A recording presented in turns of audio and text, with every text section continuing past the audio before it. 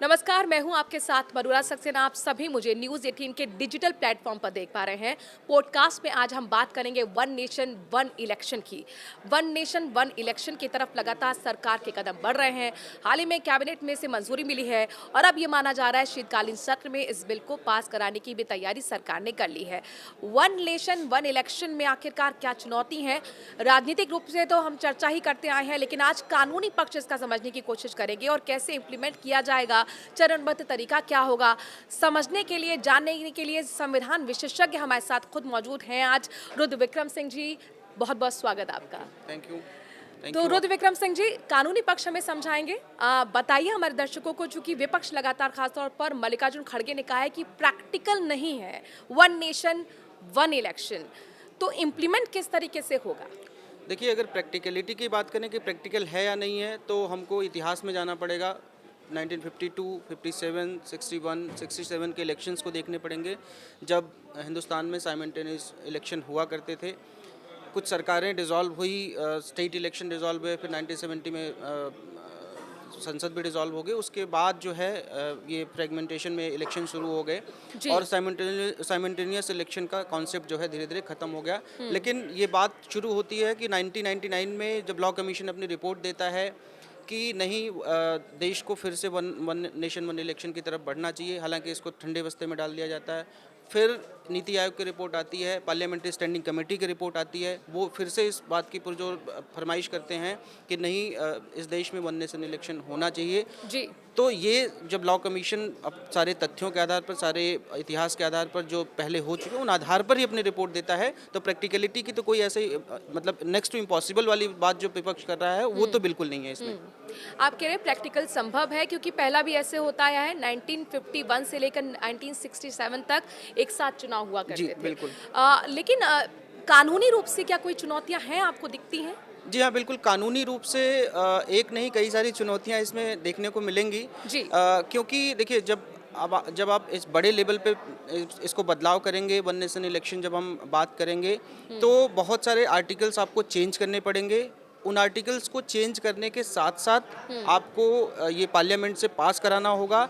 Parliament से पास कराने के बाद मेजॉरिटी ऑफ द स्टेट्स से आप इसको पास कराना होगा। मेजॉरिटी ऑफ द स्टेट्स का मतलब कि अगर भारत में 28 स्टेट्स हैं, तो उन स्टेट से, मेजॉरिटी ऑफ द स्टेट से इस बिल को पास कराना पड़ेगा। लगभग 20 स्टेट से आपको पास बिल्कुल कराना पड़ेगा। बिल्कुल। जैसे मैं आपको बताऊं कि 42nd जब अमेंडमेंट हुआ था 1976, जब इंदिरा गांधी ने बहुत सारे परिवर्तन संविधान में किए थे, जी। तो इसको मेजॉरिटी ऑफ द स्टेट से पास कराया गया था। और एक बात मैं आपको और बताऊं, जो विपक्ष इस बात को ये कह रहा है कि ये पॉसिबल कैसे होगा, उसी कांग्रेस की सरकार ने 42nd अमेंडमेंट में 1976 में जो 5 साल का टर्म होता है स्टेट लेजिस्लेटिव असेंबली का और पार्लियामेंट का, उसको 6 साल कर दिया था। जिसको बाद में फिर 46 अमेंडमेंट जब हुआ, 44 अमेंडमेंट में इसको दोबारा 6 साल से 5 साल कर दिया गया था। अच्छा, तो ये राष्ट्रपति के पास भी बिल जाएगा, वहां पर भी मोहर लगेगी, इसके बिल्कुल बाद लॉ बनेगा?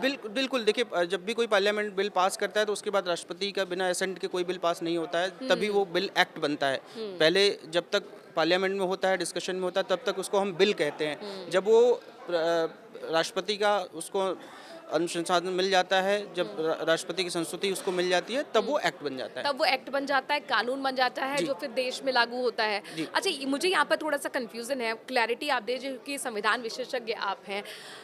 पहले राष्ट्रपति के पास जाएगा बिल और उस पर मोहर लगेगी, फिर उसके बाद स्टेट जो असेंबलीज है वहां से पास होगा। ये पहले स्टेट असेंबलीज पास करेंगी 2/3 और उसके बाद फिर वो बिल राष्ट्रपति के पास नहीं, जाएगा। देखिए, क्योंकि फेडरल स्ट्रक्चर है हमारा, तो सबसे पहले जो अगर सेंटर भी पास करना, सेंटर, क्योंकि सेंटर द्वारा बिल इंट्रोड्यूस किया गया है, तो सेंटर इस बिल को पास करेगा।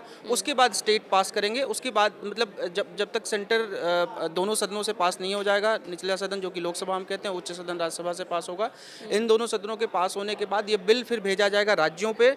जो राज्य इसको पास करना चाहेंगे वो राज्य इसको पास करेंगे। जब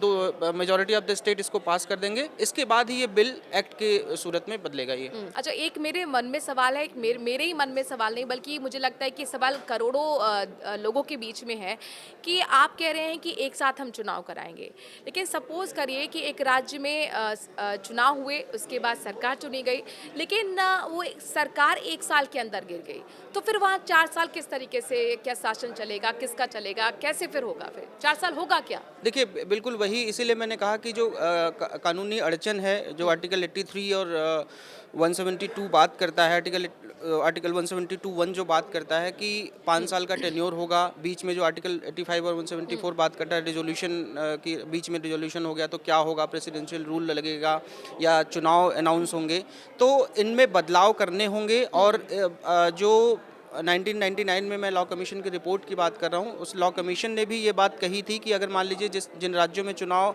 अभी पेंडिंग है या जिन राज्यों में चुनाव होने हैं, तो जो प्रक्रिया शुरू हो गई उन राज्यों को ये छूट दे दी जाए इसमें कि जब तक आपके इलेक्शन मान लीजिए अगले 2 साल में पेंडिंग है, तो उन राज्यों पर ये प्रभावी तब होंगे जब उन राज्यों में इलेक्शन हो जाएं। तो ऐसे करके हम इस इलेक्शन को एक साथ देखिए कराना थोड़ा सा मुश्किल होगा कि आज से हम कहें कि आज से हमने एक्ट पास कर दिया और आज से सारे इलेक्शन हो जाएं, तो ये पॉसिबल नहीं है। क्योंकि अगर तब देखिए जब अगर फेडरल सिस्टम को एक चोट पहुंचेगी कि अगर मान लीजिए चुनी हुई सरकारों को हमने डिसॉल्व कर दिया, क्योंकि इसीलिए लॉ कमीशन ने अपनी रिपोर्ट में ये कहा था कि अगर मान लीजिए 2 साल सरकार किसी, मान लीजिए 3 साल की सरकार किसी राज्य की हुई, जैसे मान लीजिए उत्तर प्रदेश की हम बात करें, तो अभी 27 में इनके इलेक्शन होने हैं, तो 2 साल को इनकी छूट दे दी जाए। जब 2027 में इलेक्शन होंगे उसके बाद से ही जो इलेक्शन हो, या फिर उनके अगर, क्योंकि 6 महीने का प्रोविजन है, 6 महीने पहले इलेक्शन कराया जा सकता है, 6 महीने बाद इलेक्शन कराया जाता है, तो एक प्रोविजन इस तरीके का बना के शुरू में थोड़ी सी चुनौतियां इस बात को लेकर आएंगे, लेकिन एक साथ जब इलेक्शन शुरू हो जाएंगे, अब आपका क्वेश्चन आता है कि बीच में डिसॉल्व अगर हो जाता है, क्योंकि ये चीज तो आपने मुझे वो वाली बताई कि वन नेशन वन इलेक्शन की तरफ हम आगे बढ़ रहे थे, तब लागू नहीं हुआ था। मेरा सवाल है कि कानून लागू हो गया और मान लीजिए कि वहां भी चुनी हुई सरकार किसी भी राज्य में बन गई, चलिए यूपी का ही हम एग्जाम्पल लेते हैं, लेकिन अस्थिर सरकार बनी, 1 साल के अंदर गिर गई, फिर 4 साल क्या होगा? तभी मैंने कहा कि जो रिप्रेजेंटेशन ऑफ पीपल एक्ट जो है 1951 है, जो इन सारी चीज़ों की बात करता है कि कब मेजॉरिटी कैसे बनेगी, कैसे मेजॉरिटी सरकारें बनेगी, या माइनॉरिटी में कोई सरकार आ गई तो कैसे जो फ्लोर टेस्ट होता है वो सारी बातें होती है, उन सारी चीज़ों में बदलाव करना पड़ेगा। क्योंकि अगर मान लीजिए कि आपका सवाल बिल्कुल जायज़ है, और हिंदुस्तान में बहुत बार हमने देखा भी है कि 6 महीने में सरकारें गिर जाती हैं, 1 साल में सरकारें गिर जाती हैं, तो क्या और हमारा नियम भी यही कहता है कि राष्ट्रपति शासन जो है वो 6 महीने लग सकता है, उससे ज्यादा नहीं लग बिल्कुल, सकता। तो मैं वही कह रहा हूँ कि अगर ऐसा हमें उसके बाद चुनाव के लिए ही आगे बढ़ना पड़ता है। जी, तो वही मैंने कहा कि जो 356 आर्टिकल जो राष्ट्रपति शासन की बात करता है, उसमें भी मूलभूत चुनाव करने पड़ेंगे, या तो फिर ऐसी व्यवस्था की जाए कि उस समय केंद्र की देखरेख में चुनाव हो, या केंद्र की देखरेख में उस राज्य सरकार की चुनी हुई सरकारें हों।